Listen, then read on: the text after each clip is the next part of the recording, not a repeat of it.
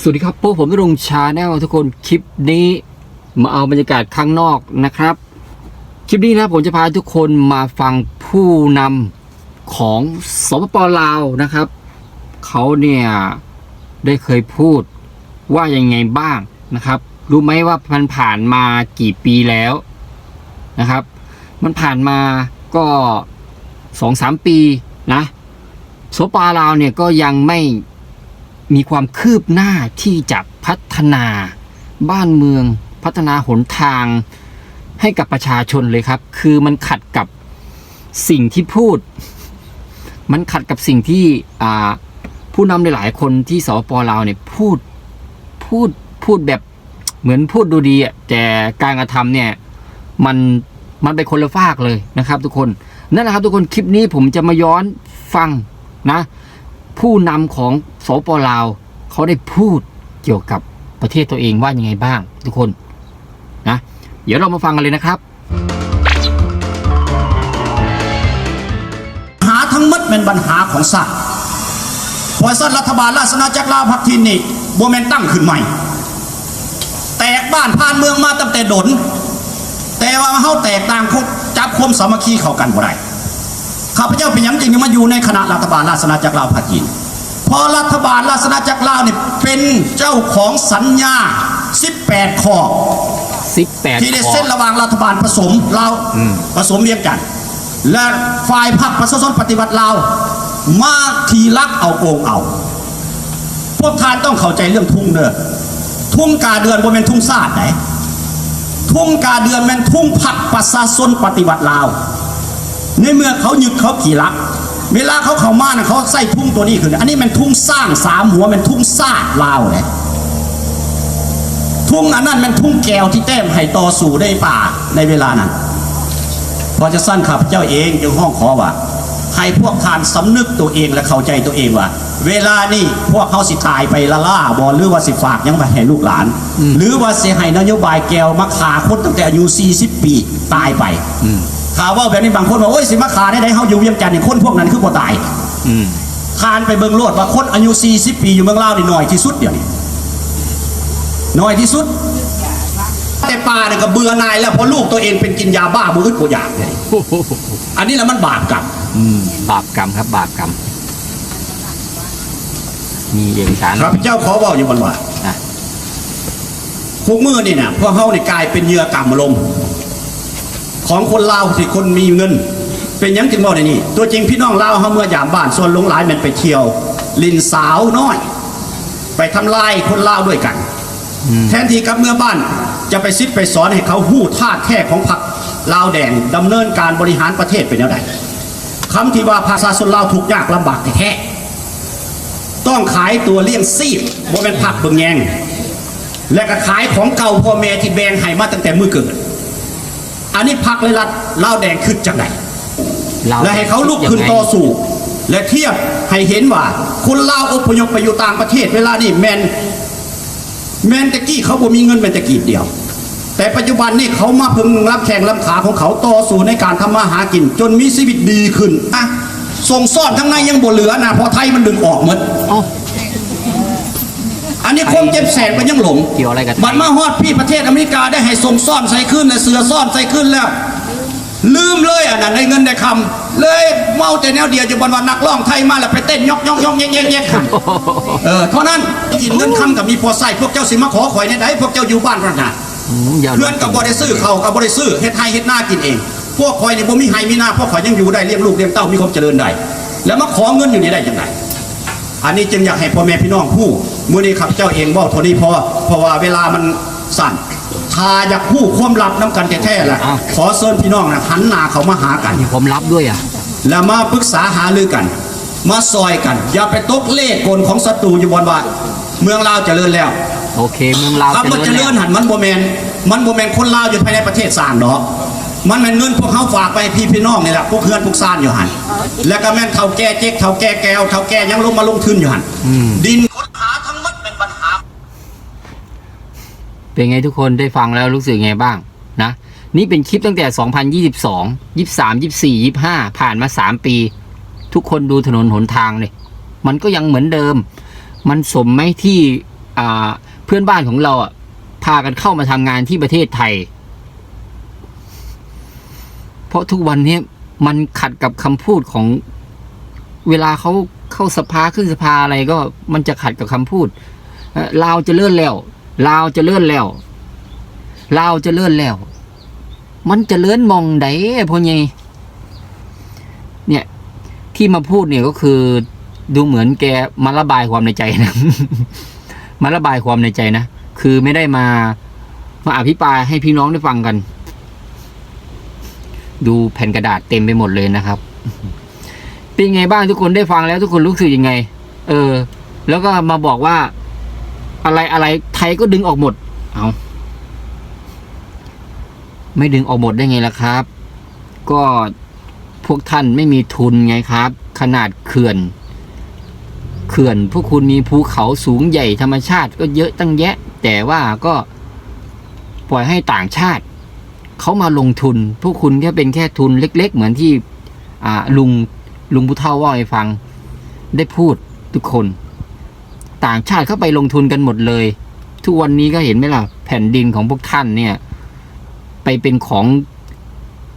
จีนหมดแล้วเนี่ยนายทุนเข้ามานายทุนจีนเข้าไปครองยึดกันหมดแล้วเนี่ยไล่ชาวบ้านอะไรก็ไม่รู้ไปตะพึดตะพือแอบเข้าไปตรวจอะไรไม่รู้ตรวจหาแร่เหรอตามทุ่งนาตามสวนตามบ้านเขาโอ้โหเนี่ยนี่แหละเขาว่าลาวจะเลิศแล้วมันขัดกับยูทูบเบอร์ลาวที่มาพูดมากๆเลยยูทูบเบอร์ลาวเนี่ยยิ่งถล่มเรื่องการจะเลิศแล้วของลาวเนี่ยเยอะมากๆนะครับโอ้ทุกคนมาฟังอีกท่านผู้นำของประชาชนที่สปป.ลาวอีกท่านหนึ่งนะครับเป็นน่าจะเป็นสสท่านหนึ่งเนาะเขาได้มาพูดนะครับผมว่าคนนี้พูดโอเคนะครับนะเขามาพูดเกี่ยวกับรัฐบาลกับการโกงกินของรัฐบาลของตัวเองเนี่ยว่ายังไงบ้างนะครับผัวตอกหน้าใส่สภาเลยนะครับผมบอกเลยนะเดี๋ยวลองฟังกันเลยนะครับว่าท่านผู้นี้เขาพูดว่ายังไงบ้างไปฟังกันเลยแต่ประชาชนรักคุ้ยรักงัวกันเขายังจับดำเนินคดีนะแต่ลักลอบเอาทรัพย์สมบัติของประเทศศาสตร์บ้านเมืองไปนี่พากันเซยอยู่นี่ข้าพเจ้าว่าพวกเขาบ่มีความรับผิดชอบต่อประชาชนต่อประเทศศาสตร์เนี่ยเพราะฉะนั้นเห็นดีเห็นความที่สุดบอนว่ามาตรการต่อไปครับแต่ว่าในนี้ให้เข้มงวดซะเนาะถูกต้องพูดดีมากครับข้าพเจ้าเบิ่งการรายงานตัวเลขรายรับของรัฐบาลอันที่ว่าใน6 เดือนผ่านมาเนี่ยมันพุ่งขึ้นหัน150%กว่ามันเกิดจากได้หับหลานบริการท่องเที่ยวโฮเงียมยังต่างๆพุ่นบ่เห็นว่ามันสิได้จากซุ่มนี่เบิ่งเปอร์เซ็นต์ก็มีแต่50แห่ถาดแต่แท้ได้เพียงแต่40%บรรณาทานเบิ่งแหมอยู่ในรายรับ6 เดือนเนาะฉะนั้นข้าพเจ้าคิดว่าถึงเวลาที่พวกเฮาต้องได้เข้มงวดแล้วก็เหตุการณ์คุ้มครองตามระเบียบกฎหมายให้เข้มงวดข้าพเจ้าขอมีความเห็นเท่านี้ท่านประธานขอขอบใจขอเชิญท่านข้าพเจ้าชื่อแก้วรัตนาศรีหาวงศ์สมาชิกสภาแห่งชาติประจำเขตเลือกตั้งที่15แขวงจำปาสักขอประกอบความเห็นก่อนอื่นข้าพเจ้าเห็นดีนำบทการตีราคาของคณะประจำสภาแห่งชาติเกี่ยวกับการติดตามกวดการจัดตั้งปฏิบัติเบียกงานโดยเฉพาะแมนติดพันกับการขุดค้นบ่อแฮสิ่งที่ข้าพเจ้าอยากแลกเปลี่ยนนี้โดยร่วมแมนเห็นดีนำทางความพยายามของรัฐบาลเกี่ยวกับการคุ้มครองปัญหาดังกล่าวแต่เพื่อเป็นการสืบต่อสุขยู่และการเป็นความรับผิดชอบในฐานะเป็นสมาชิกสภาแห่งชาติข้าพเจ้าอยากมีความเห็นแลกเปลี่ยนอยู่บนนี้บนว่าพวกเฮาเห็นแล้วว่าการคุ้มครองของเฮานี่ในด้านบวกแง่ดีก็มีหลายแต่ว่าในแง่ที่เป็นช่องว่างเฮ็ดให้การดำเนินการดังกล่าวนี้ให้ทั้งพวกเฮาเสียผลประโยชน์ก็ยังมีหลายเหตุผลก็เห็นว่าหลักๆก็แม่นย้อนพวกเฮาบ่เข้มงวดในการเคารพและปฏิบัติตามกฎหมายนับแต่ทางศูนย์กลางหอดท้องถิ่นบ่อนที่มีการขุดค้นเห็นได้จากการตีราคาบ่อนว่าการอนุญาตทดลองเนี่ยบางบริษัทบางกรณีก็ยังว่ามีการฉวยโอกาสลักลอบเอาเนาะแห่ ต่างๆออกไปขาย ยิ่งไปกว่านั้นยังมีการเจตนาลักลอบอีกได้ขุดคนแห่ค่ำตุกขอนยังต่างๆไปขาย แต่ในนี้ข้าพเจ้าก็บ่เห็นว่าในกรณีดังกล่าวนี้จะได้ดำเนินการทางกฎหมายต่อบริษัทบุคคลนิติบุคคลหรือผู้มีส่วนเกี่ยวข้องในทางกฎหมายแต่ประการใดอันนี้เป็นการแสดงเห็นถึงความอ่อนแอของพวกเฮาเด้ท่านประธานในการคุ้มครองรัฐคุ้มครองสังคมในยุคที่เฮามีรัฐธรรมนูญมีกฎหมายเป็นเครื่องมือเพราะฉะนั้นในตัวอะไรออกตัวนี่ข้าพเจ้าบ่ติไผตีว่าความรับผิดชอบหน้าที่การเมืองของพวกเฮานี่บ่สูงเนาะในฐานะเป็นตัวแทนประชาชนที่นั่งบริหารอยู่ใน3อำนาจรัฐนี่เนาะอ่อนนับกันเด้ข้าพเจ้าว่าอยู่ท้องถิ่นสภาก็มีองค์การปกครองก็มีองค์การตุลาการก็มี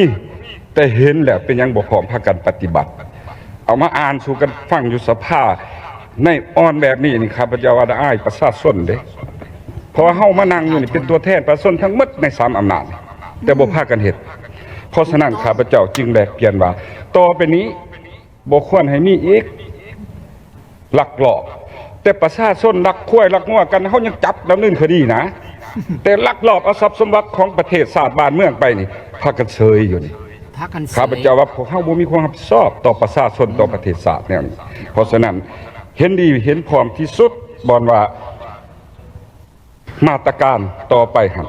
แต่ว่าในนี้ให้เข้มงวดซะเนาะให้เข้มงวดซะ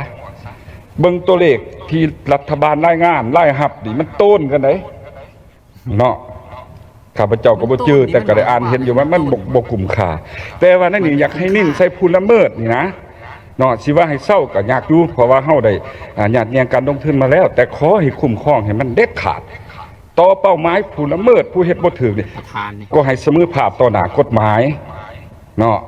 คือหลายๆท่านมีความเห็นข้าพเจ้าเห็นดีเขาไปใกล้ก็บ่ได้จักสิว่าแนวใดเด้ตัวนี้เนาะสมมุติว่าอันนั้นข้าพเจ้าอยากมีความเห็นแลกเปลี่ยนอันที่1เนาะอันที่2เนาะในยุทธศาสตร์ที่ทั้งรัฐบาลวิสัยทัศน์มันยังต่างๆหั่นข้าพเจ้าเห็นดีแต่ว่าในจุดหนึ่งหลายท่านก็เว้าแล้วว่าตัวที่มันบ่ได้คุณภาพนะประเมินออกมาหั่นเห็นดีนำบ่ว่าให้เด็ดขาดซะยุดเศร้าซะข้าพเจ้าว่าเนาะมันเว้าความขี้หายเว้าความหนึงว่าพวกเฮายังอุดมสมบูรณ์อยู่ประเทศชาติพวกเฮานี่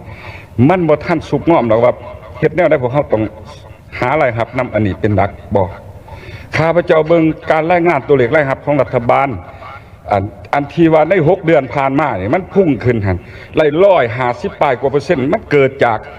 ได้รับหลานบริการท่องเที่ยวโรงแรมยังต่างๆพุ่นบ่เห็นว่ามันสิได้จากซุ่มนี่เบิ่งเปอร์เซ็นต์ก็มีแต่50แห่ถาดแต่แท้ได้เพียงแต่ 40% บรรดาทานเบิ่งแม่อยู่ในรายรับ6เดือนเนาะฉะนั้นน่ะข้าพเจ้าคิดว่าถึงเวลาที่พวกเฮาต้องได้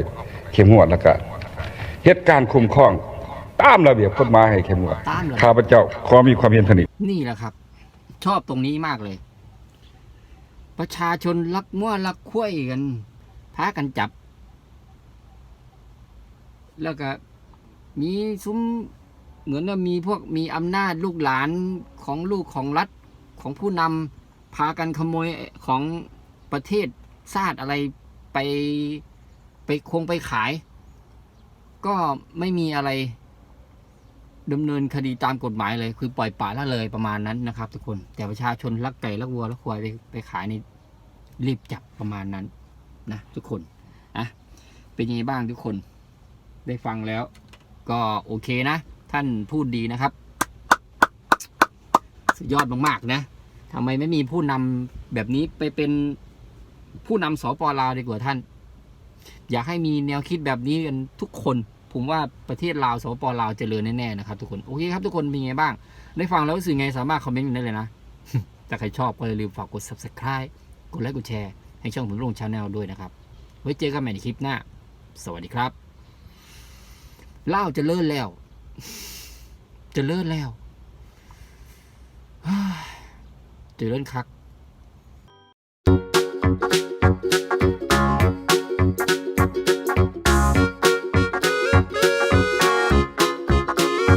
Thank you.